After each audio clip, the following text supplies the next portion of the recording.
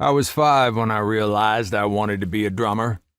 I was on the couch with Mom, Dad, and my older brothers, Mark and Mike, eating popcorn in front of the Ed Sullivan Show. It was something we did every Sunday. "Okay, it's cozy popcorn time," Dad would shout from the living room, and my brothers and I would immediately come running. This particular Sunday, the Beatles were on the show. Ed had just introduced Ringo Starr. He'd introduced the rest of the band too, of course, but there was something about Ringo that had me spellbound. And once they started playing I Feel Fine, I turned to my mom, pointed at Ringo, and said, "I want to be like him." A few days later, my brother Mark gave me a 45 of A Hard Day's Night. It was my first record, and I played it on Mark's Crosley turntable, the kind that looks like a briefcase with built-in speakers, until the vinyl was so scratched it didn't work anymore. We lived in a corner house at the time in Long Beach. The vibe at home was tough, irritated. My parents fought constantly, until one day when Dad was just gone.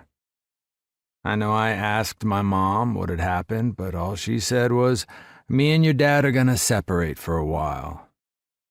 He came back to pick up his things a few weeks later, and I never saw him after that.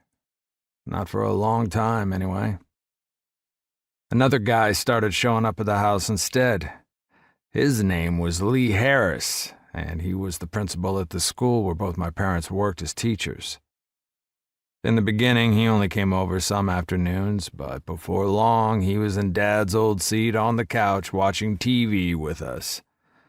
Not long after that, he started sleeping with Mom in her and Dad's bedroom.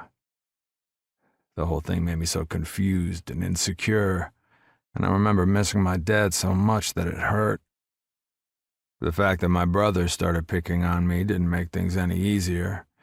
They said Mom had wanted a girl rather than a third boy, stuff like that. Around this time, Mom bought a new refrigerator and freezer. My brothers used the cardboard boxes they came in to build a fort in the backyard. They had pillows and blankets inside, and Mark had made a periscope he could wind up and look through. I wanted to join in, of course, and one day when I was creeping about outside, I saw that Mark had scrawled, "Keep out Matt," in huge letters on the door.